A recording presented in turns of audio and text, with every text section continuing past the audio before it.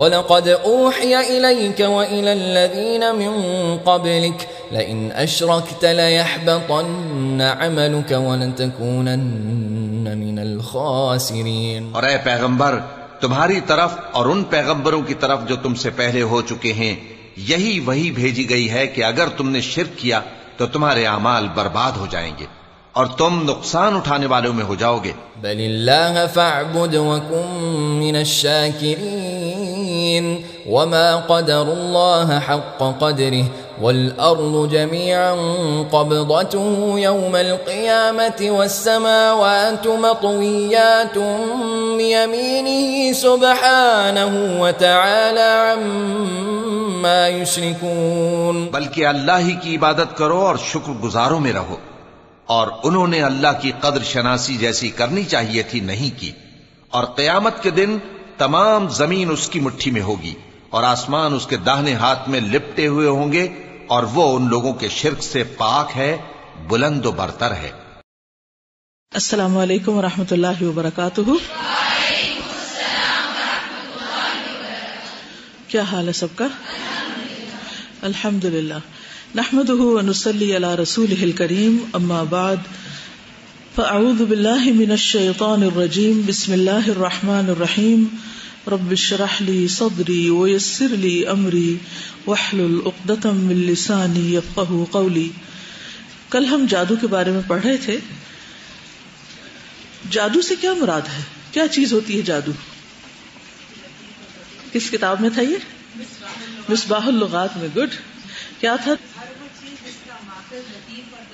ٹھیک ہے، ہر وہ چیز جس کا ماخذ یعنی سورس لطیف اور دقیق ہو، یعنی باریک ہو، اور وہ چیز جس کے حاصل کرنے میں شیطانوں کا تقرب لیا گیا ہو یا اس کی ضرورت محسوس ہوتی ہو۔ کوئی اور بتائے گا آپ نے کیا سمجھا؟ المعجم الوسیط، ہر وہ چیز جس کا کوئی مخفی یعنی چھپا ہوا، جسے انہوں نے لطیف باریک سبب ہو، اور وہ چیز اپنی حقیقت کے خلاف ظاہر ہو، جیسے رسی سانپ نظر آئے۔ تو یہ دو چیزیں کیسے کنیکٹ ہوں گی؟ ہر وہ چیز جس کا سبب مخفی ہو اور اس کی حقیقت تبدیل ہوئی نظر آئے۔ اب آپ دیکھیے کہ یہ دو آپ کو ڈیفینیشن ملی اگر آپ دو کتابیں کنسلٹ کریں گی۔ اب طریقہ کیا ہوگا کہ ان میں سے ایک آپ لیں گی، کون سے زیادہ جامع ہے؟ پہلی والی، ٹھیک ہے، گڈ۔ دوسری بات یہ کہ بعض اوقات دونوں میں کچھ نہ کچھ کمی ہوتی ہے، اور دونوں ہی ایک دوسرے کو ملا کے اگر اس کی ایک خود بنا لی جائے، اگر وہ بات صحیح ہو، یہ نہ کچھ اور ہی بن جائے، تو وہ اور بھی زیادہ بہتر ہوتا ہے۔ کسی اور نے کہیں سے پڑھا کہ جادو کیا ہوتا ہے؟ جی آپ۔ عام تعریف یہ ہے کہ وہ چیز جس سے کسی چیز کی شکل و صورت میں تبدیلی کر دی جائے، دھوکہ اور بے حقیقت تخیلات، ٹھیک ہے، اچھی کوشش ہے۔ المعجم الوسیط، سحرہ، کسی کو سحری کھلانا، اوکے ٹھیک ہے جی۔ آپ جادو کیا ہو، مسحر جس کے اوپر جادو کیا گیا مفعول ہو جائے گا، ٹھیک ہے۔ چاندی پر سونے کا پانی چڑھانا، یہ بھی ہے، چیز کی حقیقت بدلنا میں آ گیا نا، ٹھیک ہے۔ باطل کو حق کی صورت میں ظاہر کرنا، ٹھیک ہے، اور اصل حقیقت سے پھیر دینا۔ اب آپ سمجھ رہے ہیں نا سارے، ٹھیک ہے۔ اچھا، جادو کا شرک سے کیا تعلق ہے؟ یعنی ہم پڑھ تو شرک کے بارے میں رہے تھے اور جادو پہ پہنچ گئے، تو واٹس دا کنیکشن؟ کوئی اس میں دلیل ہے، کوئی حدیث، کوئی آیت یا کوئی چیز جس سے پتہ چلے کہ کوئی ٹھوس دلیل لائیے کہ جادو شرک سے تعلق رکھتا ہے؟ اہل کتاب کے بارے میں آیا نا، یؤمنون بالجبت والطاغوت، تو حضرت عمر نے اس کی تفسیر کیا کی تھی کہ جادو پر ایمان رکھتے ہیں، تو گویا جس چیز پر ایمان نہیں رکھنا چاہیے اس پر رکھنا شرک کی قسم ہو جائے گی۔ بہرحال کیونکہ اس میں ایسے اعمال کیے جاتے ہیں جو شرک کے زمرے میں آتے ہیں، اس لیے اس کا تعلق شرک سے ہو جاتا ہے، ٹھیک ہے۔ یعنی سحر وہ چیز کہ جس میں کچھ عملیات کے ذریعے، یعنی کچھ عمل کیے جاتے ہیں، ایکشنز ہوتے ہیں کچھ ما فوق الفطرت، یعنی جو نظر نہیں آتے عام طور پر چیزیں، مافوق الفطرت کیا ہوتا ہے؟ یعنی ان سین وسیلوں جس میں جنات ہو سکتے ہیں، ارواح ہو سکتے ہیں، ان کو بلا کر، ان کو پکار کر، یعنی ایسے عملیات کرنا جس میں مافوق الفطرت وسیلوں کو پکار کر قدرتی عوامل جو ہیں ان پر بظاہر قدرت حاصل کرنا، ان کو کنٹرول کرنا، پوزیس کرنا. اسی لیے کہتے ہیں نا فلاں پوزیسڈ ہے، یعنی ان کو پوزیس کرنا، کسی کی سوچ یا کسی کے دماغ یا دل، اس کے خیالات پر کنٹرول کی کوشش کرنا. کس طریقے پر؟ یعنی اس میں غیر محسوس تبدیلی کر دینا. جیسے کلام میں بھی سحر ہوتا ہے تو ایسی گفتگو جس سے دوسرے کے خیالات بدل دینا، یہ تو گفتگو کے ذریعے ہوتا ہے. یہ اس شرک میں نہیں آتا، یہ شرک والے جادو میں نہیں آتا، لیکن یہ تو جادو کی مثال دی گئی کہ کلام بھی جادو جیسا اثر رکھتا ہے. جیسے جادو میں اصل کوشش کیا ہوتی ہے، جادو کیوں کیا جاتا ہے، مقصد کیا ہوتا ہے جادو کرنے کا، یہ بہت اہم بات ہے. اگر یہ سمجھ آ گئی نا آپ کو تو پھر شرک سے کنیکشن بھی سمجھ آ جائے گا. جی، کسی کو نقصان پہنچانے کی غرض سے، تکلیف دینے کی غرض سے، حسد کی وجہ سے کسی کی سوچ، اس کے خیالات، اس کے دل دماغ پر کنٹرول کی کوشش کرنا، ان میں تبدیلی کی کوشش کرنا تاکہ اس شخص کو نقصان ہو. یعنی قدرتی عوامل جو ہیں، ایک روٹین لائف جو ہے اس میں فساد کرنے کی کوشش کرنا. اسپیسیفک مقاصد یا بینیفٹس حاصل کرنے کے لیے یا محض حسد کی وجہ سے، نقصان پہنچانے کی غرض سے، دشمنی کی وجہ سے. ایک ہوتا ہے دشمنی کی وجہ سے مادی ذرائع سے نقصان دینا، مثلا کسی کو تلوار اٹھائی، کوئی بندوق اٹھائی اور اس سے کسی کو مار ڈالا، یہ کیا ہے؟ فزیکل مینز ہے. اور ایک ہے وہ مینز، وہ ذرائع جو نان فزیکل ہیں، مافوق الفطرت کہہ لیجیے آپ ان کو، مافوق الفطرت ہیں، سپر نیچرل ہیں. ان ذرائع کے ذریعے دوسرے کے اوپر کنٹرول کی کوشش کرنا. یہ اس کو عام طور پر سفید جادو کہتے ہیں، اور ایک کالا جادو بھی ہوتا ہے. یعنی جنرلی اگر لیں کہ بس ایسے ہی دوسرے کے خیالات پہ کنٹرول کرنا ہے، یا دوسروں کی سوچ تبدیل کرنی ہے، یا دوسروں کو اپنے مقاصد کے لیے استعمال کرنا ہے. جیسے بعض لوگ ہپنوٹائز کرتے ہیں یا ان کو اپنا ذہنی غلام بنا لیتے ہیں. لیکن ایک کالا جادو ہوتا ہے جس میں اپنے ذاتی کاموں یا دوسرے برے کاموں کے لیے، یعنی اس میں تھوڑا سا فرق ہوتا ہے. برے کاموں کے لیے مافوق الفطرت قوتوں کو استعمال کیا جاتا ہے یا ان کو بلایا جاتا ہے، ان سے مدد لی جاتی ہے، جیسے شیاطین وغیرہ سے.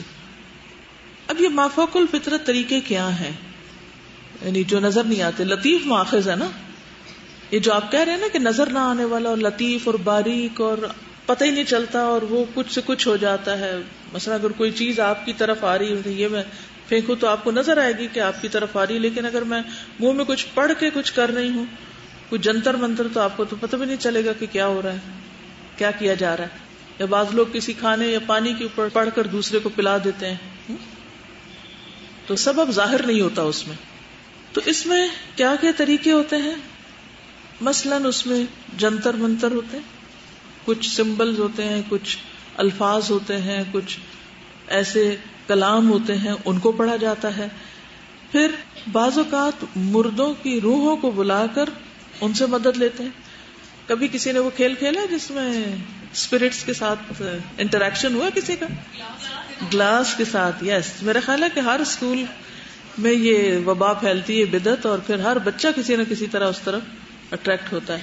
بورڈ کے اوپر رکھ کے اور ABC لکھ کے اور 1 2 لکھ کے اور بیچ میں ایک سرکل کھینچ کے اس کے اوپر یس اور نو بھی لکھتے ہیں، اور پھر وہ اس طرف موو کرنے لگتا ہے. تو کہتے ہیں کہ یہ اسپرٹس مرے ہوئے لوگوں کی ہوتی ہیں، اور بعض اوقات اس سے پوچھتے ہیں تم مرے کیسے تھے، تم کس ملک سے ہو، اور بہت لغویات کی لمبی طویل لسٹ ہے جس کی ضرورت نہیں.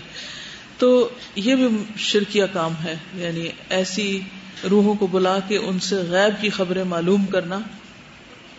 جی، شیطان جنات تو ہیں نا، جن کے لیے بھی اسپرٹ کا لفظ یوز کرتے ہیں، جانے انجانے، کھیل کھیل میں سب کر رہے ہیں تو ہم بھی کر لیتے ہیں. ہم سب کو اجتماعی توبہ کرنی چاہیے. اس کو عملیات کہتے ہیں نا، دس از عملیات کی قسم ہے. اور پھر یہ تو شغلن ہے، کچھ لوگ اس کو بزنس بنا لیتے ہیں، کاروبار بنا لیتے ہیں.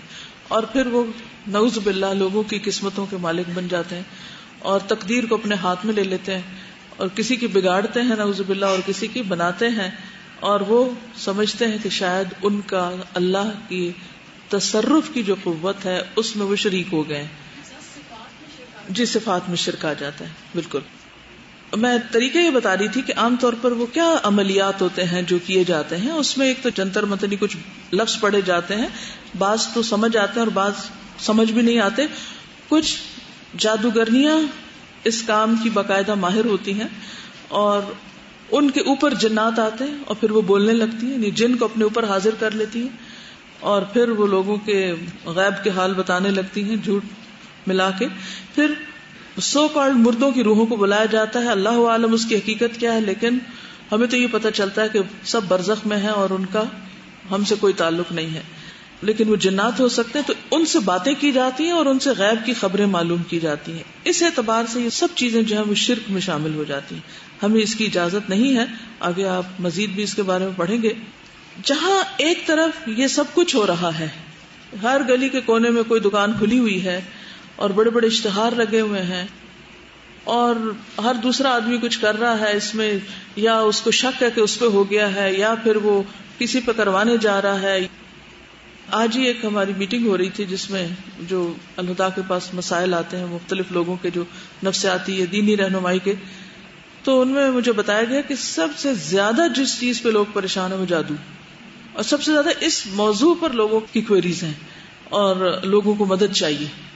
اس سے مجھے یہ خیال آیا ہے کہ اس ٹاپک کو تو اور آپ میں سے ہر ایک کو اچھی طرح کلیئر ہونا چاہیے کہ یہ ہے کیا، یہ کرتے کیا ہے، اور پھر اس سے کس طرح بچا جا سکتا ہے۔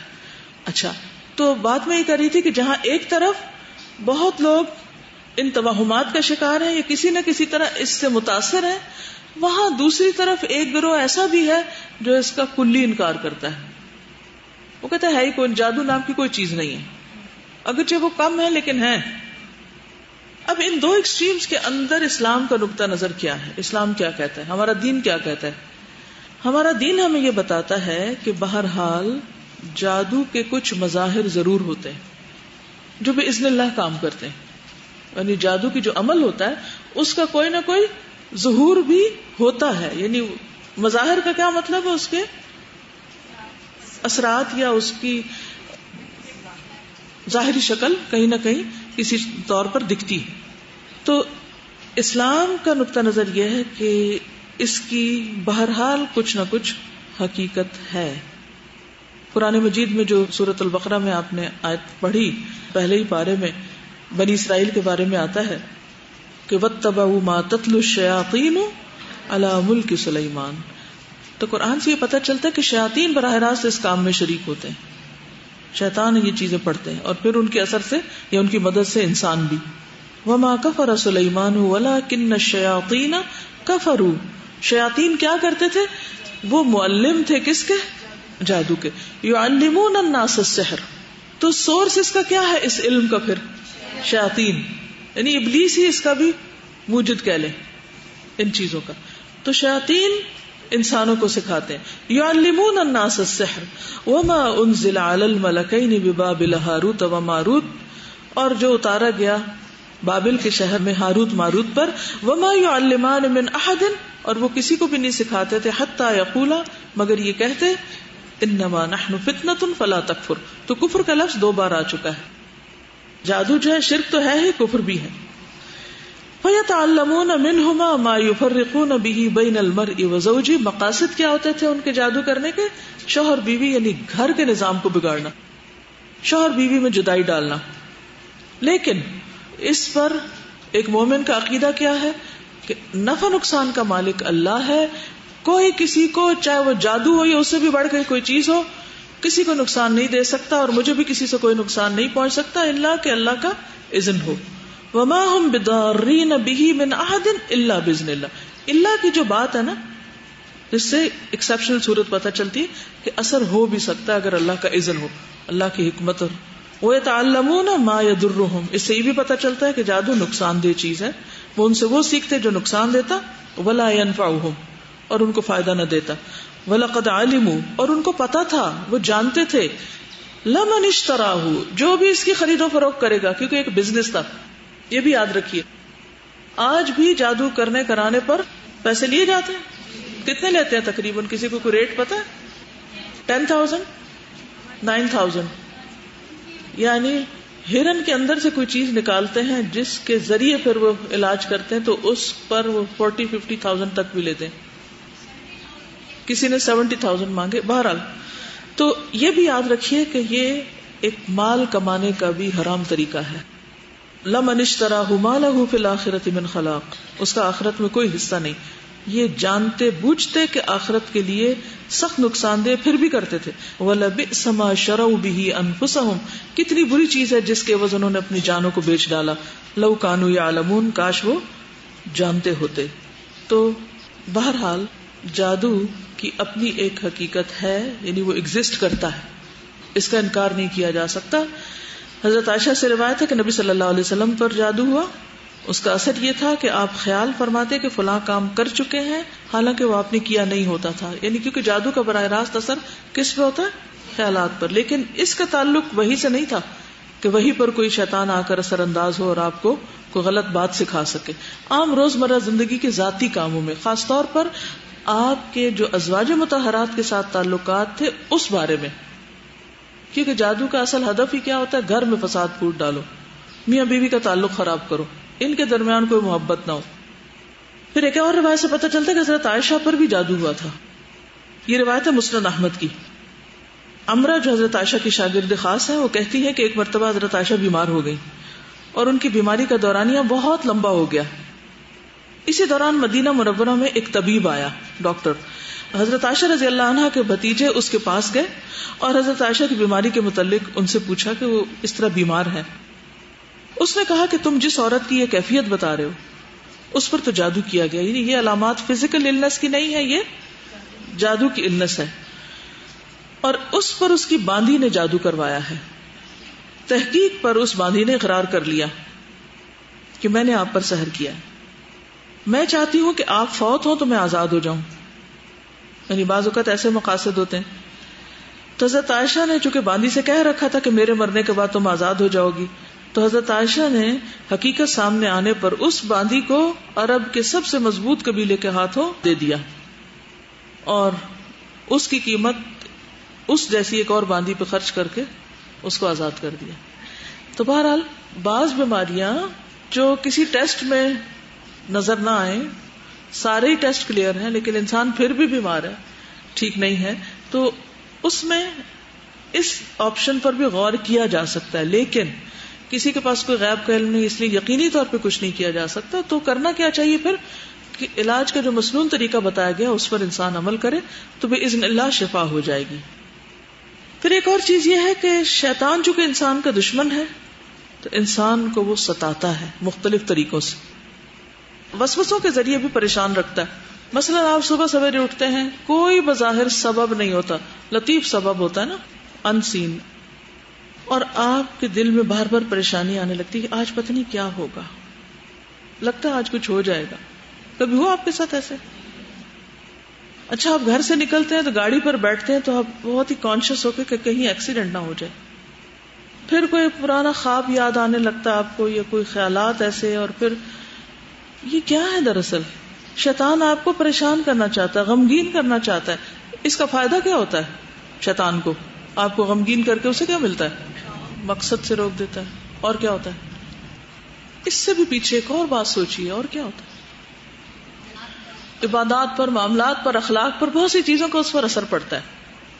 اس سے بھی پیچھے جائیے، ایک اور چیز بھی ہوتی ہے شابش، اللہ پہ توکل ہٹنے لگتا ہے، اللہ کے بارے میں عقیدہ کمزور ہونے لگتا ہے، بے وجہ بغیر کسی سبب کے غم کھانے لگنا اور خوف میں مبتلا ہو جانا، اور یہ کہ پتہ نہیں کیا ہو جائے گا، سب کام کاج چھوڑ کے بیٹھ جانا. یہ اللہ سے تعلق کمزور ہونے کی علامت ہوتی ہے. جی، ایسا بوجھ پڑتا ہے کہ بعض اوقات انسان دعا بھی نہیں مانگ سکتا، یقین اٹھ جاتا ہے کہ نہیں دعا قبول بھی کوئی نہیں ہونی، مانگنے کا کوئی فائدہ نہیں. مایوسی آنے لگتی ہے، اور مایوسی کدھر لے جاتی ہے؟ یعنی یہ جو بے وجہ کا ڈپریشن، بے وجہ کا خوف، بے وجہ کے وسوسے، یہ شیطان کا ستانا ہوتا ہے دراصل.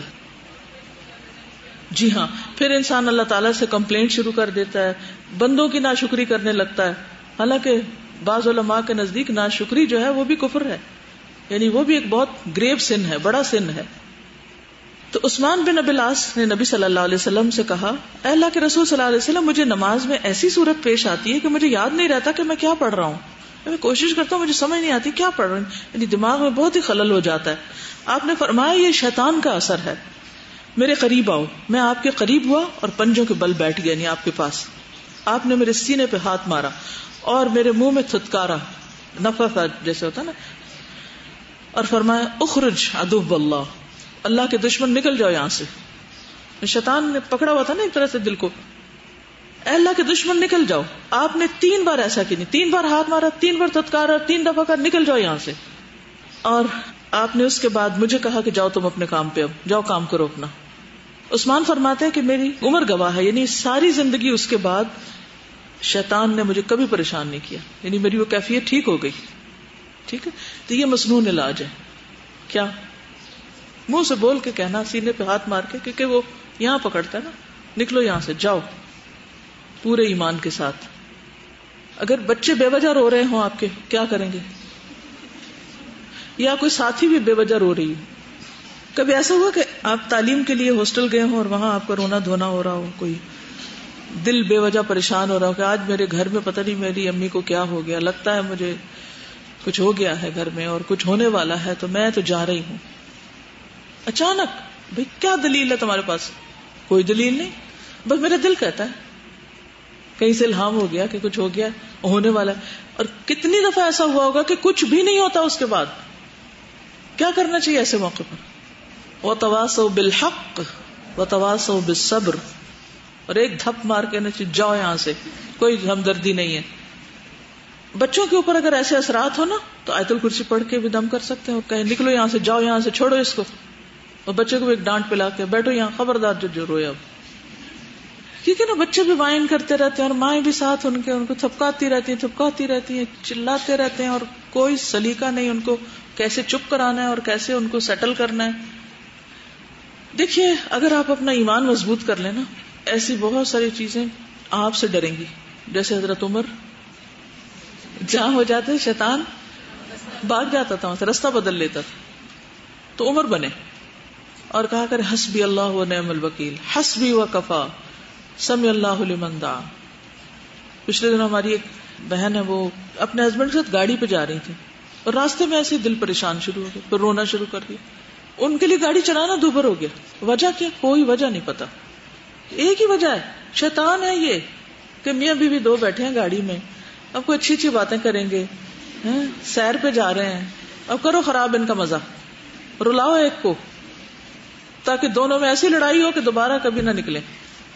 یہ شیطان کا ستانا ہے، اس سے الرٹ ہو جائے. ایسی کوئی چیز آنے لگے نا دل میں، پہلے تو اپنے اوپر کنٹرول کریں، خود ذکر شروع کر دیں. اگر رونا بھی آ رہا تو اکیلے میں جا کے روئیں، ہسبینڈ کے سامنے کبھی نہ روئیں. پھر اللہ کا ذکر کثرت سے کریں اور اپنے آپ سے کہیں نکلو یہاں سے شیطان، تو مجھ پہ نہیں قابو پا سکتے، اللہ تو میرے ساتھ ہے نا. پھر اپنے آپ کو کہیں لا تحزن ان اللہ معنا، اور اپنی ٹریٹمنٹ کر کے پھر باہر آ جائے بہادر بن کے. دیکھیے شیطان کبھی نہیں چاہے گا کہ جس شخص کے ساتھ آپ کی محبت ہے یا کوئی تعلق ہے وہ ٹھیک رہے. وہ صرف اس کو خوش ہوگا جب آپ پریشان ہوں گے. آپ پریشان رہ رہ کے اس کو خوش کرتے ہیں، لہذا پریشان رہنا چھوڑیے اور اپنی پریشانی پر قابو پائیے اللہ کے اذن، اللہ کے ذکر اور اللہ کی مدد سے. شیطان کا تر نوالا نہ بنے، دشمن کے ہاتھ نہ آئے، اور جب تک آپ نہیں نا ارادہ کریں گے کوئی آپ کی مدد بھی نہیں کر سکتا. کیونکہ بعض لوگوں کو سمجھانے کی کوشش کرو وہ اور بگڑتے ہیں، تو چھوڑ دینا چاہیے، بگڑو بیٹھو، کیونکہ زندگی بہت تھوڑی ہے. اور شیطان نے پوری کیلکولیشن کی ہوئی ہے کہ یہ بندہ دن کا کتنا وقت کس کام میں لگاتا ہے، کس طرح اس کو بہکایا جائے، کہاں سے اس کا وقت ضائع کرایا جائے، کہاں اس کو غیر ضروری چیزوں میں الجھایا جائے. جب اور ہر چیز ٹھیک ہے تو آپ پھر رونا دھونا ہی ہو جائے تو کافی ہے. بعض اوقات ہسبینڈ وائف ٹھیک ہے، بچے لڑ مرتے ہیں بے وجہ، تو بہرحال اس میں ایمان کی قوت اور نبی صلی اللہ علیہ وسلم کی سنت کو سامنے رکھی. مارے دب کرے بچہ تنگ لگائے ایک اس کو فتکارے اس پہ اور کہ نکلو یہاں سے. تو ہم ہر وقت پیمپرنگ کرتے ہیں اور ہم سمجھتے ہیں اس سے شاید وہ پھولوں کی پتیاں نہ مرجھائیں گی. اچھا پھر آپ دیکھیے کہ جادو کرنے اور کرانے والے کا نبی صلی اللہ علیہ وسلم سے کوئی تعلق نہیں. ایسا کرنا اور کرانا دونوں منع ہے. نبی صلی اللہ علیہ وسلم نے فرمایا لیس منا من سحر و سحر له، جادو پر ایمان لانے والا جنت میں داخل نہ ہوگا. صحیح ترغیب و ترہیب کی حدیث ہے. رسول اللہ صلی اللہ علیہ وسلم نے فرمایا عادی شرابی یعنی جو مسلسل شراب پیے، جادو پر ایمان رکھنے والا اور قطع رحمی کرنے والا یعنی رشتوں کو کاٹنے والا جنت میں داخل نہ ہوگا. تو جادو سے پھر بچا کیسے جائے؟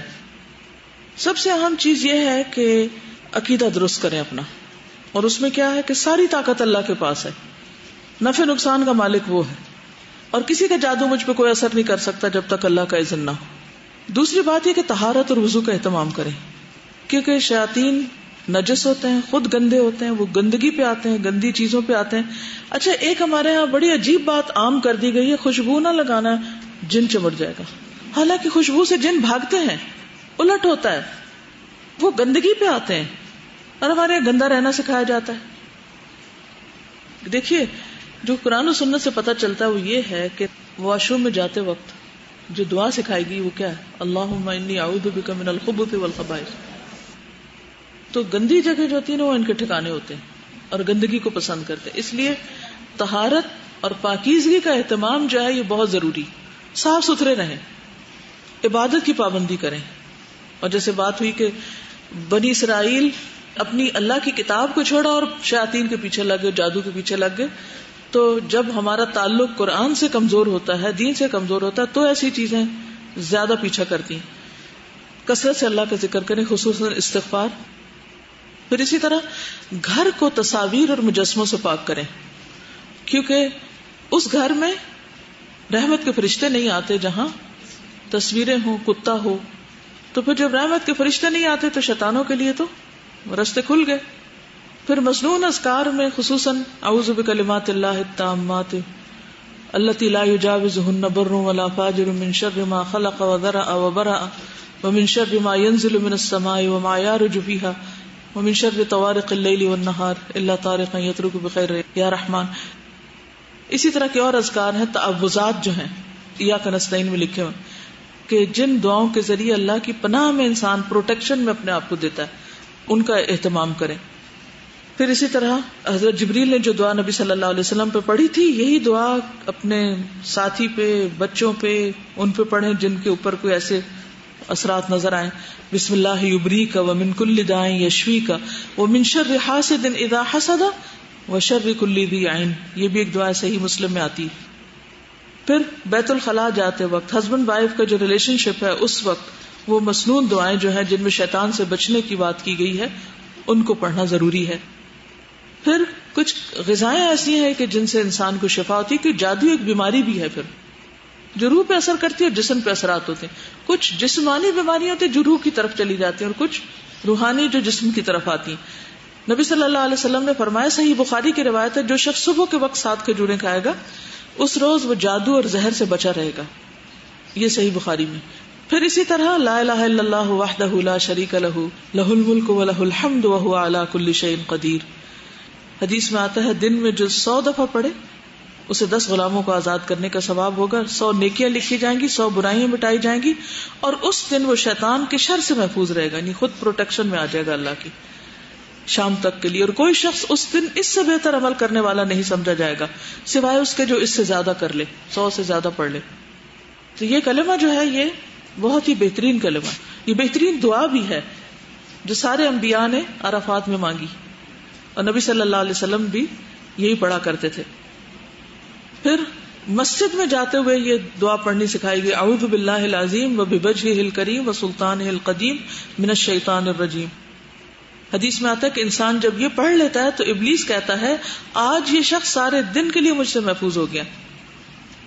سورۃ البقرہ پڑھنا، آپ نے فرمایا سورۃ البقرہ پڑھا کرو، اس کا پڑھنا باعث برکت ہے، اس کا چھوڑنا باعث حسرت ہے اور اس کے پڑھنے والے پر جادوگر قدرت نہیں پا سکتے. یعنی ان کا عمل یا عملیات یا جو بھی وہ خفیہ ڈھونگ رچاتے ہیں وہ اثر نہیں کرتا. پھر معوذات پڑھنا صبح شام، خاص طور پر رات کو سوتے وقت ہاتھ پہ پڑھ کر سر اگلے حصے سے شروع کر کے جہاں تک ہاتھ جائے اپنے آپ کو، کیونکہ سوتے ہوئے انسان غافل ہوتا ہے نا، تو پھر ایک طرح سے اپنے اوپر، یہ بھی نبی صلی اللہ علیہ وسلم کا طریقہ ہے. ہمیں نہیں پتا کہ ان ہاتھوں کا اثر کیا ہوتا ہے، لیکن یہ طریقہ سکھایا گیا خود کو دم کرنے کا. عقبہ بن عامر کہتے ہیں ایک بار میں رسول اللہ صلی اللہ علیہ وسلم کے ساتھ چل رہا تھا. ہم جحفہ اور ابوا کے درمیان تھے، سفر پہ تھے کہ آندھی آئی اور سخت اندھیرا چھا گیا، دن کو اندھیرا ہو گیا. کبھی آپ کے ساتھ ایسا ہوا؟ تو رسول اللہ صلی اللہ علیہ وسلم قل اعوذ برب الفلق پڑھنے لگے. یاد رہے گا آئندہ کے لیے، کبھی ایسی کوئی اندھیری، کوئی تیز ہوائیں یا کوئی ایسی خوفناک چیز آئے تو خود بھی اور بچوں کو بھی یہی پڑھائیں. قل اعوذ برب الفلق من شر ما خلق ومن شر غاسق اذا وقب. اندھیرے کے شر سے جب وہ چھا جائے. تو ہم سمجھتے ہیں کہ اندھیرا شاید رات کو ہی آتا ہے، حالانکہ اگر دن کو بھی کسی وجہ سے اندھیرا ہو جائے تو اس میں بھی پڑھ سکتے ہیں. اور فرمانے لگے اے عقبہ، ان کی تلاوت کے ذریعے اللہ کی پناہ مانگا کرو. کسی پناہ مانگنے والے نے ان سے بڑھ کر افضل کلمات سے پناہ نہیں مانگی. یعنی پناہ لینے کے لیے یہ سب سے بہترین چیز ہے. پھر اسی طرح حضرت جابر کہتے ہیں کہ رسول اللہ صلی اللہ علیہ وسلم نے فرمایا ہر بیماری کے لیے دوا ہے. جب کسی مریض کو صحیح طریقے پر بیماری کی دوا پہنچتی ہے تو اللہ کے حکم سے وہ درست ہو جاتا ہے. اسی طرح نبی صلی اللہ علیہ وسلم پر جب جادو کیا گیا تو آپ نے وہ چیز جس پر جادو کیا گیا تھا اس کو نکلوا کر زائل کیا تھا. تو اس کی کوشش کرنی چاہیے کہ اگر کہیں پتہ چل جائے دھاگے ہیں یا کوئی اور چیز کہیں لگی ہوئی ہے تو ان چیزوں کو ضائع کرنا چاہیے. آپ کو تو فرشتوں نے بتا دیا تھا. کہاں تھا وہ؟ کس کنویں میں تھا؟ بئر زروان میں، پتھر کے نیچے. پرانا کنواں تھا، کوئی جاتا بھی نہیں تھا وہاں دبا ہوا تھا. تو اب اگر نہیں ہے پتا ہمیں تو کیا کریں؟ کیسے پتا کرائیں؟ پھر کسی عامل کے پاس جا کے پتا کروائیں کہاں دبا ہوا ہے. اللہ سے دعا کریں کہ آپ کو دکھا دے. پھر کتاب اللہ سے علاج، رقیہ شرعیہ، اس کی CD بھی ایک بنائی گئی ہے.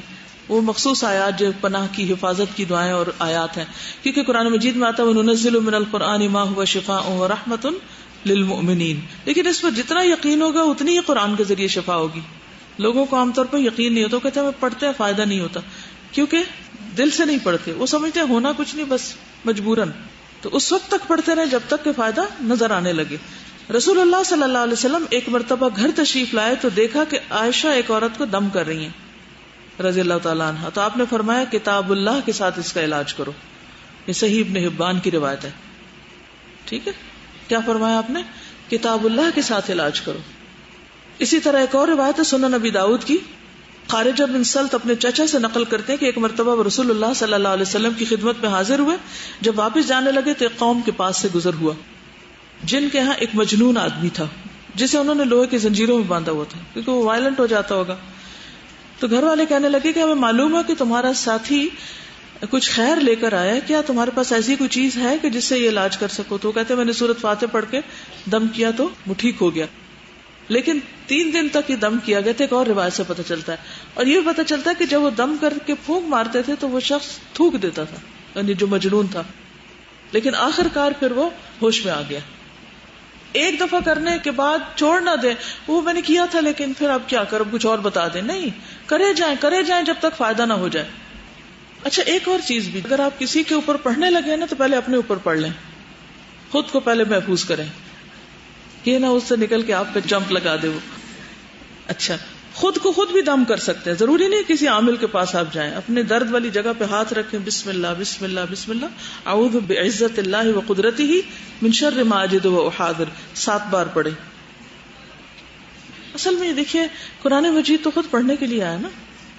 ٹھیک ہے بیمار خود نہیں پڑھ رہا تو گھر کا کوئی بندہ اور پڑھ دے اس کے لیے، ٹیپ لگا لیں اگر صحیح نہیں پڑھنا آتا خود. اچھا ایک اور چیز ہے کہ مریض پر دایاں ہاتھ پھیرتے ہوئے دم کریں. ٹھیک ہے، ہاتھ پھیر کے کریں، یہ بھی سنت سے ثابت ہے نا. پھر اسی طرح ہجامہ بھی جادو کا علاج ہے. اس میں کیا ہوتا ہے؟ خون نکلتا ہے، خون کے ذریعے وہ جن باہر آ جاتے ہیں، یعنی جب کٹ لگتے ہیں تو ان کو بھی لگ جاتا ہے، مطلب ان کو باہر آنا پڑتا ہے. نبی صلی اللہ علیہ وسلم نے فرمایا من احتجم ل17 و19 و 21 کان شفاء من کل داء، جس نے قمری ماہ کی 17، 19 اور 21 تاریخوں کو سینگی لگوائی اسے ہر بیماری سے شفا ہوگی. سینگی سینگ سے ہے نا، پہلے کپس نہیں ہوتے تھے تو سینگوں کے ذریعے سک کرتے تھے بلڈ کو. آپ صلی اللہ علیہ وسلم نے فرمایا اگر تمہاری دواؤں میں کسی میں بھلائی ہے تو پچنا لگوانے میں یا شہد پینے میں یا آگ سے داغنے میں، لیکن میں آگ سے داغنے کو پسند نہیں کرتا. تو پھر شربت محجم اور شربت عسل 2 چیزیں رہ جاتی ہیں. کلونجی میں ہر بیماری سے شفا ہے.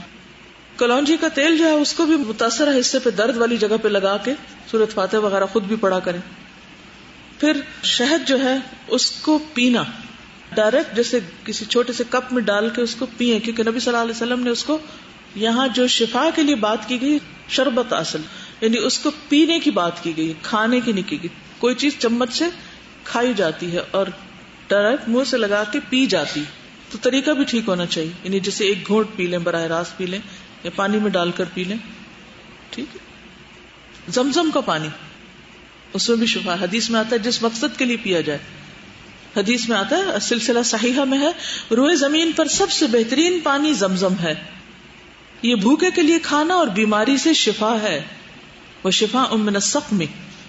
پھر زیتون کا تیل، فرمایا زیتون کھاؤ اور اس کو لگاؤ، بے شک یہ مبارک درخت سے ہے، فإنہ من شجرۃ مبارکۃ، قرآن پاک میں اس کے بارے میں آتا ہے.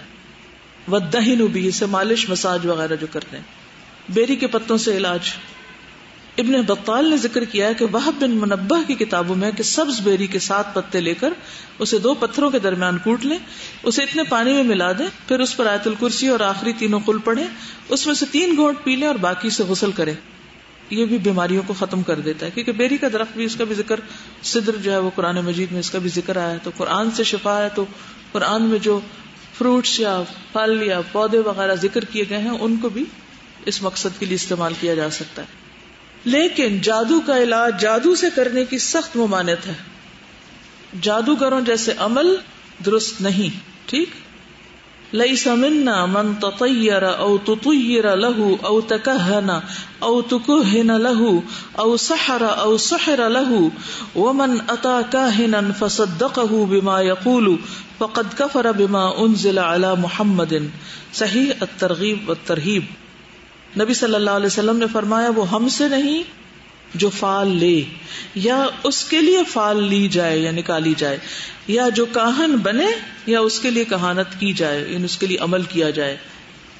خود کاہن نہیں لیکن اس کے لیے کاہن عمل کر رہا ہے تو یہ درست نہیں. یا جو جادو کرے یا کروائے، یا جو کسی کاہن کے پاس آئے، عراف کے پاس آئے، جادوگر یا عامل کے پاس جانا منائے، یاد رکھیے، اور اس کی بات کی تصدیق کرے تو اس نے اس چیز کا انکار کر دیا جو محمد صلی اللہ علیہ وسلم لائے. یعنی یہ 2 چیزیں آپس میں ٹکراتی ہیں. تو غیر شرعی جھاڑ پھنکار کے ذریعے علاج منع کیا گیا ہے. ایک اور حدیث ہے سنن نبی داؤد کی، جابر بن عبداللہ سے روایت ہے کہ رسول اللہ صلی اللہ علیہ وسلم سے نشرہ کے بارے میں پوچھا گیا. نشرہ تو آپ نے فرمایا یہ شیطانی عمل ہے. نشرہ جن یا جادو اتارنے کے لیے شرکیہ اور جاہلانہ منتر پڑھنا یا پڑھوانا، اس چیز کا نام ہے. کیا ہے نشرہ؟ شرکیہ عمل یا جادوگروں کے عملیات کے ذریعے جادو کا علاج کرانا. مثلا وہ کیا کرتے ہیں، بکرے کے ذریعے پتہ نہیں کوئی علاج کرتے ہیں. شاید لوگ کہتے ہیں کہ بکرا لاؤ، یہ بکرے کے پیسے مانگتے ہیں، پھر اس کو شاید ذبح کرتے ہیں، پھر اس کے خون سے کچھ عمل کرتے ہیں. تو یہ ٹھیک نہیں، اس سے منع کیا گیا. اس طریقے پر علاج نہ کرائیں. جی جنات ہڈیاں بھی کھاتے ہیں نا، تو جنات کو شاید دیتے ہوں گے، یہ بھی ہو سکتا ہے.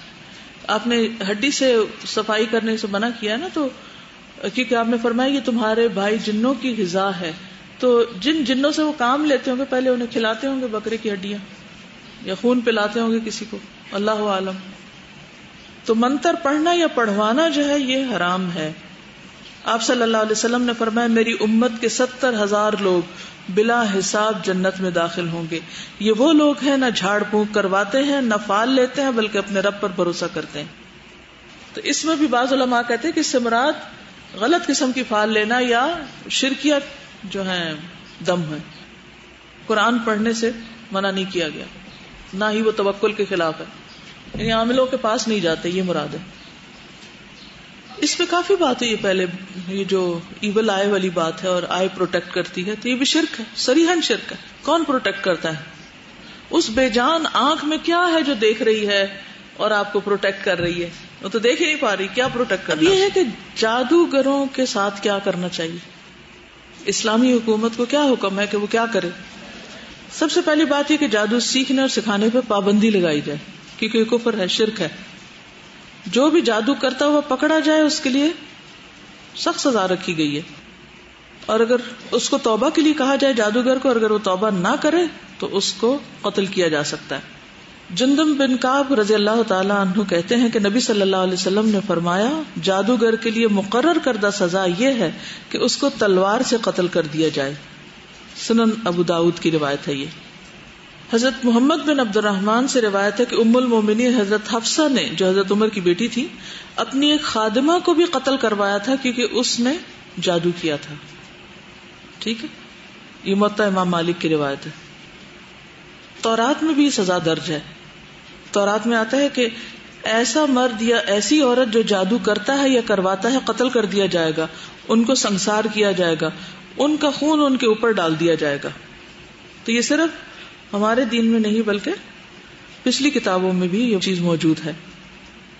اس میں ایک اور جگہ پر آتا ہے کہ الولید بن عبد الملک اموی خلیفہ جو تھا، اس کے دربار میں کوئی آ کے تو ایسے کرشمے دکھا رہا تھا، تو اس نے کیا کیا کہ ایک جادو کے طریقے پر ایک آدمی کا سر اتارا، تو سارے لوگ خوفزدہ ہو گئے۔ پھر واپس اس نے اس کے سر پہ رکھا تو لوگوں نے کیا سمجھا کہ یہ کیا کر سکتا ہے، زندگی اور موت دے سکتا ہے۔ پہلے اس نے موت دی، پھر اس نے زندگی دی، تو ایک دم لوگوں کا عقیدہ بگڑ جاتا۔ تو اس پر یہ بات ایک صحابی جندب کو پتہ چلی، تو وہ آئے کہ یہ کیا ہو رہا ہے، تو انہوں نے کرتب دیکھا۔ اگلے دن پھر آئے تلوار لے کر، اور مجمع کو چیرتے ہوئے جب وہ یہ کرتب کر رہا تھا تو اس کا سر کاٹ دیا اور کہا کہ اب یہ اپنا سر لگائے۔ بہرحال خلیفہ ولید نے ان کو گرفتار کر کے جیل میں ڈلوا دیا۔ لیکن اب آپ دیکھیے کتنا آخری قدم کیوں انہوں نے اٹھایا، کیونکہ لوگوں کا عقیدہ کتنی جلدی بگڑا۔ عام عوام کو نہیں پتا ہوتا کس بات کا کہ اللہ کے سوا کوئی زندگی نہیں دے سکتا، کوئی موت نہیں دے سکتا۔ مجھے اچھی طرح یاد ہے بچپن میں ہمارے گھر کے سامنے ہر جمعے کے دن ایک مداری آتا تھا، اور ہم اوپر کی چھت سے دیکھتے تھے، گھنٹوں دیکھتے، اور وہ اسی قسم کی حرکتیں کر رہا ہوتا تھا کہ وہ کوئی بچہ لے آتا اور اس کا آدھا آدھا کر دیتا، پھر اس کو جوڑ رہا ہوتا، اور بہت لوگ وہاں جمع ہوتے، پھر چلے جاتے، پھر آتے، اور عجیب و غریب کرتب ہو رہے ہوتے تھے۔ تو ایسی چیزیں جو ہیں ان کو قانونی طور پر ان کی ممانعت ہونی چاہیے، کیونکہ اس سے لوگوں کا عقیدہ خراب ہو جاتا ہے۔ ہوتا تو نظر کا دھوکہ ہے، نظر بندی ہوتی ہے، چیز کچھ ہوتی ہے، نظر کچھ اور آ رہی ہوتی ہے، لیکن لوگ کیا سمجھتے ہیں کہ یہ ایک حقیقت ہے۔ جی، یہ کہتے ہیں کہ یہ جو آپ نے کہا کہ کتاب اللہ سے علاج کیا جائے، اور آپ کی حدیث بھی ہے اس میں، تو کتاب اللہ کے علاج کے لیے لوگوں نے کچھ خود ساختہ طریقے نکال رکھے ہیں کہ بعض اوقات مخصوص آیات پڑھنے کو کہتے ہیں، اور مخصوص اوقات میں اور مخصوص نمبر کے تحت، تو یہ ان کا ذاتی اجتہاد کہہ لیں۔ اور بعض اوقات لوگ مجبور کرتے ہیں کہ اچھا کتنی دفعہ پڑھیں، جب تک ان کو دفعہ نہ بتایا جائے وہ پڑھتے ہی نہیں۔ تو مجھے لگتا ہے کہ یہ ان لوگوں کے پریشر پر کچھ جو معالج ہیں انہوں نے جو منہ میں آئے بتا دیا، اتنی دفعہ جا کے پڑھ لو، مصروف رکھنے کے لیے۔ فارغ ہو اور تمہارا دماغ ہر وقت یہی سوچتا رہتا ہے کہ مجھ پہ جادو ہو گیا، تو لگے بیٹھے پڑھتے رہو سارا دن، رات کو بھی دیر تک پڑھو، سویرے سویرے اٹھ کے پڑھو، تو تھک جائے گا اندر پڑھ پڑھ کے، تو دھیان بٹ جائے گا، تو جادو بھی غائب ہو جائے گا۔ جی، قرآن پڑھ رہے ہیں نا، فائدہ تو ہوگا۔ دیکھیے بہرحال میرے نزدیک جو چیز جس کی پابندی شریعت نے نہیں کروائی، اس کی اپنے پاس سے پابندی لگا کے لوگوں کو مجبور کرنا کہ اتنی دفعہ یہ کام ضرور کرو، یہ درست نہیں۔ اور اس میں بھی کیا یقین ہوتا ہے کہ اگر اس میں ایک دفعہ بھی کم ہو گئی نا، اثر کوئی نہیں ہونا۔ تو گویا جو بس 70 ٹائم کسی نے کہا اور کسی نے 69 پڑھا، تو اس کا مطلب ہے 69 پڑھنے سے وہ 69 دفعہ وہ قرآن کی چیز نہیں تھی، وہ بھی تو قرآن ہی تھا۔ تو دیکھیے بہترین چیز کیا ہے، کسی کو بھی آپ نے بتانا ہے نا، تو جو چیزیں سنت سے ثابت ہیں، بلیو می، اگر وہ ساری لسٹ بھی کسی کو دے دینا وہی ختم نہیں ہوگی۔ سورۃ البقرہ روز پڑھو بیٹھ کے، ذرا کتنے گھنٹے لگ جائیں گے پڑھنے میں، صبح شام کے، اور ہر نماز کے بعد 3 دفعہ قل اعوذ برب الفلق ناس پڑھو، پھر اس کے بعد 100 دفعہ صبح اور 100 دفعہ شام لا الہ الا اللہ وحدہ لا شریک لہ پڑھو، پھر اس کے علاوہ جو اور بسم اللہ الذی لا یضر اور اعوذ بکلمات اللہ التامات اور جتنی بھی تعوذات ہیں یہ ذرا دینا کسی کو پڑھنے کے، پھر اس کو کیا ضرورت رہ جاتی ہے کہ کوئی اور چیز پڑھے. چلیے بعض اوقات ایسا ہوتا ہے کہ کسی کی کوئی ایک خاص ذہنی کیفیت ہوتی ہے، کسی چیز سے ڈر رہا ہوتا ہے، خوف کھا رہا ہوتا ہے، مثلا کسی کو وہم ہو گیا کہ مجھ پہ جادو، اب اس کو کوئی پڑھنے کے لیے دے دے کہ ہاں تم پڑھو ولا یفلح الساحر حیث اتی، پڑھتے جاؤ اس کو، پڑھتے جاؤ بیٹھو پڑھو 10 دفعہ اور پڑھو، تو وہ پڑھ کے اس کے اندر سے خوف نکل جائے گا. کوئی حرج نہیں اگر اس کو 20-50 دفعہ پڑھوا دیں. لیکن یہ جو گنتی کا پابند کرنا، اوقات کا پابند کرنا، مجھے اس کی شریعت میں کوئی دلیل نہیں ملتی اور دل بھی نہیں مانتا اس پہ. دلیل لائیں تو میں ابھی مان جاتی ہوں، ہو سکتا ہے وہ میرے علم میں نہ ہو، کیونکہ نبی صلی اللہ علیہ وسلم نے جتنی دفعہ بتایا نا یہ پڑھو وہ تو ٹھیک ہے، لیکن خود سے آپ کیوں کسی کو پابند کر رہے ہیں؟ اور آپ کے پاس کیا دلیل ہے کہ آپ اتنی ہی دفعہ پڑھیں گے تب اثر ہوگا؟ اگر یہ طریقہ مؤثر ہوتا تو نبی صلی اللہ علیہ وسلم کبھی نہ بھولتے بتانا کہ لوگوں قرآن کی آیات کے عدد مخصوص کر کے پڑھا کرو. دیکھیے البدعۃ تمیت السنہ، بدعت کی کیا تعریف ہے؟ جو سنت کو ختم کر دے. سنت کیا ہے اس میں؟ صحابہ نے کیا کیا بیماریوں میں؟ کیا پڑھا؟ قرآن سے علاج کیا انہوں نے بھی، لیکن کیا پڑھا؟ کیا قرآن سارے کا سارا شفا نہیں؟ شروع سے آخر تک پڑھنا شروع کر دیں. سورۃ البقرہ کے بارے میں بات آتی، ہم مانتے، معوذتین پہ آتی، سورۃ البقرہ کی آخری آیات، آیت الکرسی، سورۃ الفاتحہ، یہ سب پڑھ کے اگر کسی کو فرصت ملتی ہے تو اس کے بعد باقی چیزیں کریں، لیکن ان سے پہلے نہیں کریں، کیونکہ آپ سنت چھوڑ کے بدعت کی طرف جا رہے ہیں، من گھڑت طریقوں کو زیادہ امپورٹنس دے رہے ہیں، اور جو اللہ کے رسول صلی اللہ علیہ وسلم نے بتائی اس کو ایک طرف رکھ رہے ہیں. یہ انسانی طبیعت ہے کہ جو چیز ان یوزول ہوتی ہے اس کی طرف لوگ بہت اٹریکٹ کرتے ہیں، یہ انسانی طبیعت میں ہے نا. تو پھر دیکھنا چاہیے کہ زندگی صرف فن کا نام ہے، انجوائمنٹ اور انٹرٹینمنٹ کا نام ہے، اور ٹھیک ہے حلال جائز انٹرٹینمنٹ میں کوئی حرج نہیں. نبی صلی اللہ علیہ وسلم نے حبشیوں کو کرتب دکھایا تھا، لیکن اس میں کوئی جادو یا اس طرح کی چیزیں انوالو نہیں تھی.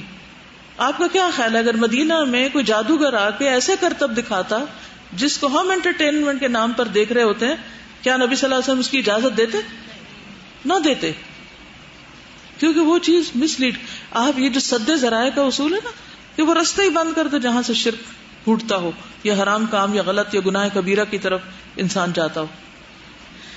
چلیے اب چند اور چیزیں آگے کتاب کھولیے اپنی. جادو کی مزید اقسام. حضرت صلی اللہ علیہ وسلم نے فرمایا ان العافۃ والطرق والطیر من الجبت، بے شک پرندوں کا اڑانا، زمین پر خطوط کا کھینچنا، کسی کو دیکھ کر فال بد لینا جادو میں سے ہے. اب یہ جادو کی قسمیں ہیں، اور کیا کیا؟ پرندوں کا اڑانا، زمین پہ خطوط کھینچنا، فال بد لینا. ان کی تفاصیل درج ذیل ہے. العیافہ، پرندے کو اڑا کر اس کے نام سے یا اس کی آواز سے یا اس کے اڑنے کی سمت سے فال لینے کو عیافہ کہتے ہیں. طرق، زمین پر خطوط کھینچ کر فال لینا، نیز عورتوں کو کنکریاں پھینک کر فال نکالنا بھی طرق کہلاتا ہے. آج کل یہ علم رمل کہلاتا ہے. الطیرہ، پرندے یا جانور وغیرہ سے فال نکالنا. صحیح مسلم میں ہے من اتا عرافا فسألہ عن شیء فصدقہ بما یقول لم تقبل لہ صلاۃ 40 یوما. نبی اکرم صلی اللہ علیہ وسلم نے فرمایا جس شخص نے کسی نجومی کے پاس جا کر کچھ پوچھا اور اس کی تصدیق کی، اس کی 40 روز تک نماز قبول نہ ہوگی.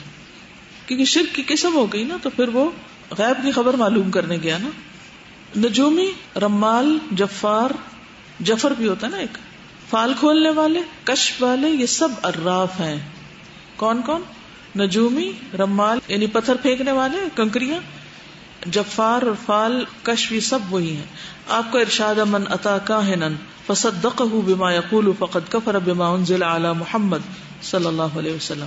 جو شخص کسی کاہن یا نجومی کے پاس کوئی سوال پوچھنے گیا اور اس کی تصدیق کی تو اس نے جو کچھ محمد صلی اللہ علیہ وسلم پر اترا اس کا انکار کیا.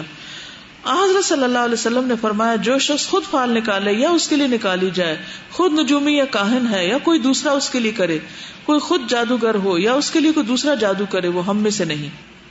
طبرانی کی روایت ہے قال رسول اللہ صلی اللہ علیہ وسلم من اقتصب شعبۃ من النجوم فقد اقتبس شعبۃ من السحر زاد ما زاد. رسول اللہ صلی اللہ علیہ وسلم نے فرمایا جس شخص نے علم نجوم کا کچھ حصہ حاصل کیا یعنی سیکھا تو اس نے اتنا جادو سیکھ لیا، اور جس قدر زیادہ سیکھے گا اتنا ہی گناہ میں اضافہ ہوگا. تو ایسے علوم سیکھنے بھی نہیں چاہیے، آؤٹ آف فن بھی نہیں سیکھنے چاہیے. نہیں صحابہ کرام کی رائے میں اس میں مسروقہ سامان کی نشاندہی کرنے والا یعنی چوری بتانے والا وہ بھی عراف یا کاہن ہے. آنے والی خبروں کے بارے میں بتانے والا بھی اسی زمرے میں آتا ہے. جو کسی کے دل کی بات بتائے وہ بھی کاہن ہے، کیونکہ غیب کا علم سوائے اللہ کے کسی کو نہیں. اللہ تعالیٰ نے کسی انسان یا مقرب فرشتے کو غیب معلوم کرنے کا اختیار نہیں دیا، اور جو شخص بھی اس کا دعویٰ کرے وہ جھوٹا ہے. ارشاد باری تعالیٰ ہے وَعِندَهُ مَفَاتِحُ الْغَيْبِ لَا يَعْلَمُهَا إِلَّا هُوَ. الانعام 59. عالم الغیب فلا یظہر علی غیبہ احدا الا من ارتضی من رسول. الجن. بخاری کی روایت ہے نبی صلی اللہ علیہ وسلم نے فرمایا اللہ کی قسم مجھے معلوم نہیں حالانکہ میں اللہ کا رسول ہوں کہ میرے ساتھ کیا معاملہ ہوگا اور تمہارے ساتھ کیا معاملہ ہوگا. تو اعراف کو کہاں سے پتہ چل گیا؟ سورۃ الاعراف میں فرمایا لو كنت اعلم الغیب لاستكثرت من الخیر وما مسنی السوء ان انا الا نذیر وبشیر لقوم یؤمنون. سورۃ الاعراف 188. چنانچہ مندرجہ والا احادیث کی روشنی میں جو شخص عراف یا کاہن یا نجومی یا غیب دانی کے دعوے کرنے والوں کے پاس جاتا ہے وہ کفر کا مرتکب ہوتا ہے. تو اس لیے کسی بیماری کی صورت میں ہر ایک کے پاس اٹھ کے نہیں چلے جانا چاہیے. اس طرح اسلام نے مختلف چیزوں، جانوروں، پرندوں سے شگون لینے کی حقیقت بھی واضح کی ہے. مشرکین عرب کی عادت تھی کہ کسی کام کو شروع کرنے سے قبل پرندوں اور حیوانات کے اڑنے اور گزر جانے سے فال لیتے تھے، لیکن نبی اکرم صلی اللہ علیہ وسلم نے اس سے منع فرمایا، اسے باطل قرار دیا اور واضح کیا کہ یہ حرکت نہ حصول نفع کے لیے فائدہ مند ہے اور نہ نقصان دور کرنے کے لیے. ارشاد باری تعالیٰ ہے فَإِذَا جَاءَتْهُمُ الْحَسَنَةُ قَالُوا لَنَا هَذِهِ وَإِن تُصِبْهُمْ سَيِّئَةٌ يَطَّيَّرُوا بِمُوسَىٰ وَمَن مَّعَهُ أَلَا إِنَّمَا طَائِرُهُمْ عِندَ اللَّهِ وَلَٰكِنَّ أَكْثَرَهُمْ لَا يَعْلَمُونَ. الاعراف 131. حضرت ابو ہریرہ سے روایت ہے رسول اللہ صلی اللہ علیہ وسلم نے فرمایا کوئی بیماری متعدی نہیں یعنی کنٹیجیس نہیں، اور نہ فعل بد کوئی چیز ہے، نہ الو کا بولنا کوئی اثر رکھتا ہے، اور نہ ہی سفر کا مہینہ کچھ ہے. عن ابن مسعود مرفوعا الطیرۃ شرک الطیرۃ شرک. ابو داؤد. اکرمہ کہتے ہیں کہ ہم ابن عباس کے پاس بیٹھے ہوئے تھے کہ ہمارے اوپر سے ایک پرندہ چیختا ہوا گزر گیا. ایک آدمی کہنے لگا خیر خیر، بھلائی ہے بھلائی ہے. ابن عباس نے کہا دیکھو لا خیر ولا شر، نہ خیر ہے نہ شر ہے، یعنی پرندے بولنے سے کچھ نہیں ہوتا. ہمارے یہاں کن چیزوں کے بولنے سے لوگ پریشان ہو جاتے ہیں؟ کوا کے، بلی کے، طوطا سے، الو سے. بس جس کو جس چیز سے ڈر لگے وہی اشارہ ہے اس کے لیے. تو حالانکہ ان کے بولنے میں حقیقت کیا ہے اس بات کی؟ نہ خیر ہے نہ شر ہے. جیسے سورج گرہن اور چاند گرہن میں کسی کی قسمت کا اس سے کوئی تعلق نہیں. چنانچہ قرآن و حدیث کے واضح دلائل کی روشنی میں کسی قسم کا شگون لینا، کسی انسان کو منحوس قرار دینا عقیدہ توحید کے منافی عمل ہے. ایک مسلمان کا عقیدہ ہونا چاہیے کہ ہر قسم کی بھلائی اور خیر و برکت اللہ تعالیٰ کی طرف سے ہے، اور وہی اپنی رحمت اور کرم سے مصائب اور مشکلات کو دور فرماتا ہے. جو شخص کسی مصیبت اور مشکل میں گرفتار ہو تو اسے اپنے اعمال کا جائزہ لینا چاہیے. اس کو انڈر لائن کرنا. جو شخص کسی مصیبت میں گرفتار ہو، کوئی پریشانی ہو، کوئی غم ہو، کوئی دکھ ہو، کوئی بیماری ہو، اسے اپنے اعمال کا جائزہ لینا چاہیے کہ اس کی کیا ہیبٹس ہیں، اس کی کیا طریقے ہیں زندگی گزارنے کے، نہ کہ دوسروں کو مورد الزام ٹھہرایا جائے. ارشاد باری تعالیٰ ہے ما اصابک من حسنۃ فمن اللہ وما اصابک من سیئۃ فمن نفسک. سورۃ النساء 79. کہ تمہیں کوئی اچھائی جو پہنچی اللہ کی طرف سے، اور جو کوئی تکلیف پہنچی وہ کس کی طرف سے؟ تمہارے نفس کی طرف سے، اپنے اعمال کا نتیجہ ہے. اس میں یہ ہے کہ جو چیز انسان کے حال کو درست کرے، اس کے اعمال کو درست کرے، وہ اللہ کے اور قریب ہو جائے جس تکلیف کے بعد. تو وہ کیا ہے؟ ایسا امتحان تھا جو اللہ نے ڈالا کہ یہ بندہ درجوں میں بلند ہو جائے. حدیث میں آتا ہے نا کہ بعض اوقات انسان کے لیے اللہ تعالیٰ ایک اعلیٰ درجہ مقرر کرتے ہیں کہ اس کو یہاں تک پہنچنا ہے. بس ہم کہتے ہیں اللہ جنت الفردوس چاہیے، ہمیں کہا بھی گیا مانگے. اچھا اب ہم جانا چاہتے ہیں جنت الفردوس، پر کام ہمارا کوئی ہے نہیں کہ وہاں پہنچے. تو اللہ تعالیٰ کیا کرتے ہیں؟ اس بندے کو امتحان میں ڈالتے ہیں، پھر دیکھتے ہیں کہ کیا یہ جانے کے قابل ہے. اگر وہ شخص صبر کرتا ہے، اللہ سے اور قریب ہو جاتا ہے، تو اس تکلیف یا آزمائش کے ذریعے اس کی وہ دعا قبول ہو جاتی ہے، اس درجے تک پہنچ جاتا ہے. ٹھیک ہے.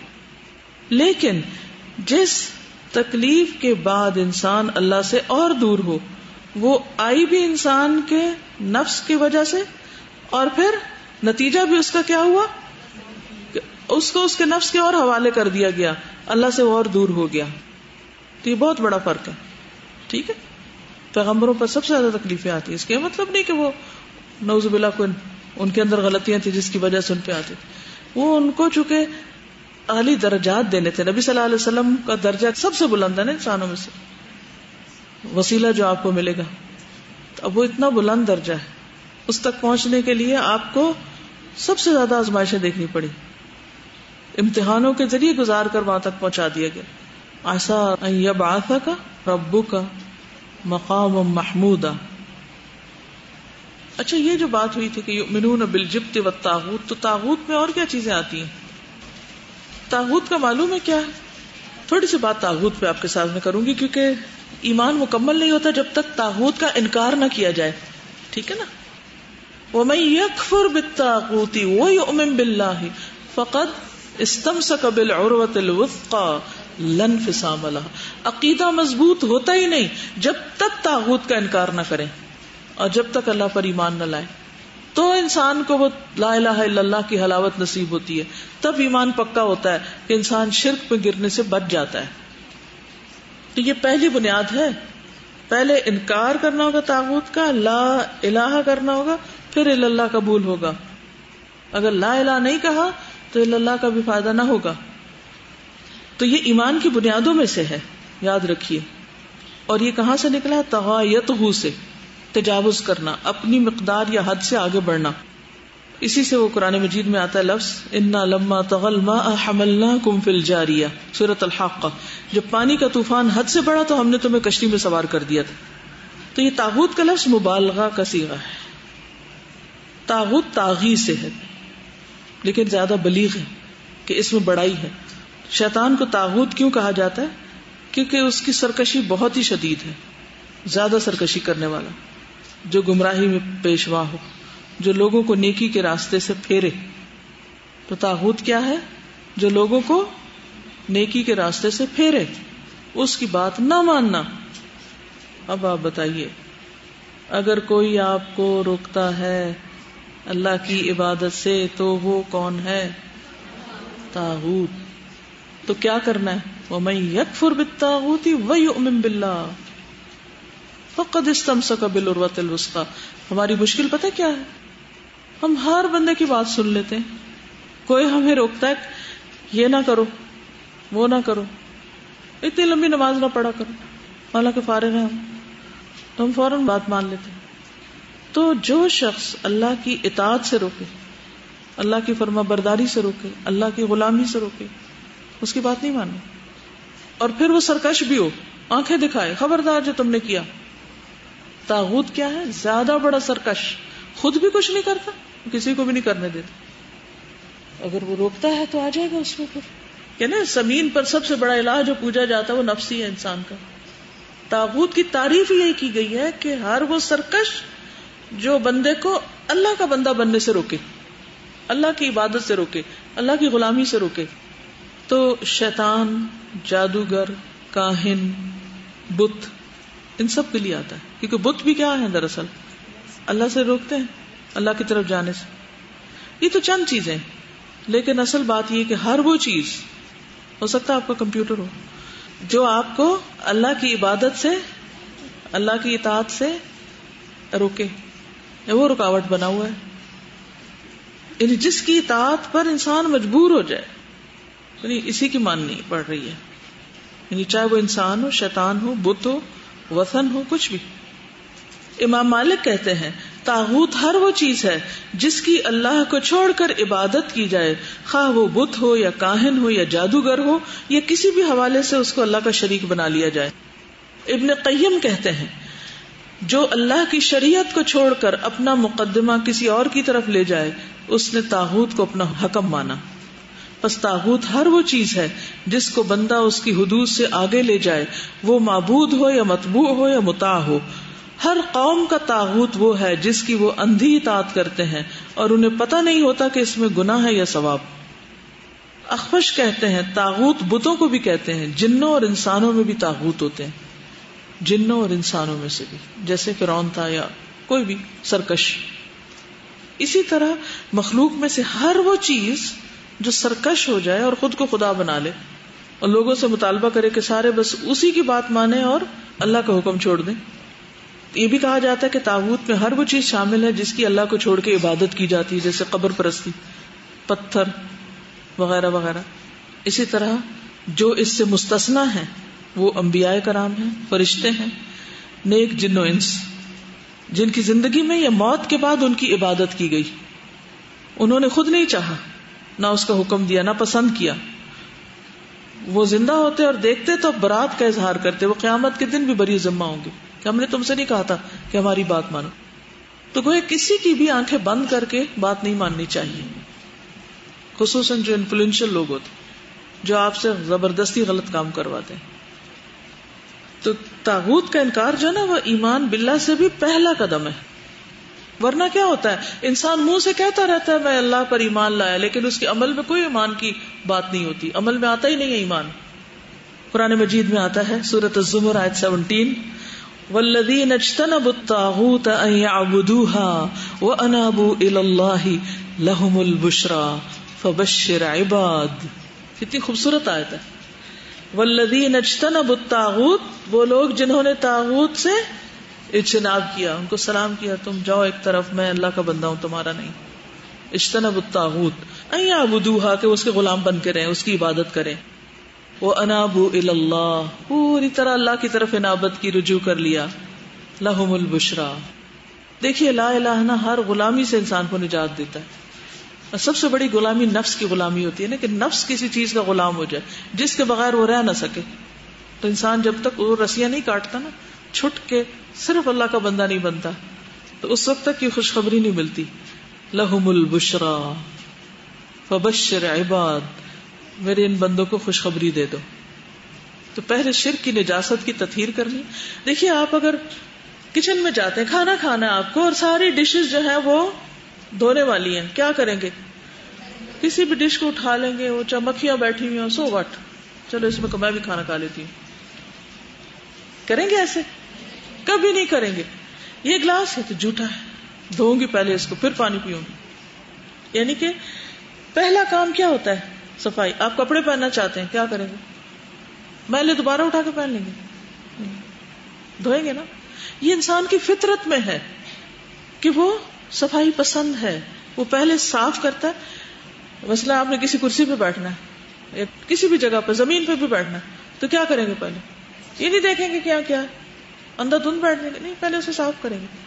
تو بالکل اسی طرح اگر آپ چاہتے ہیں کہ خالص توحید آپ کے اندر آئے تو اپنے دل کو کیا کرنا ہوگا؟ ہر طاغوت سے صاف کرنا ہوگا.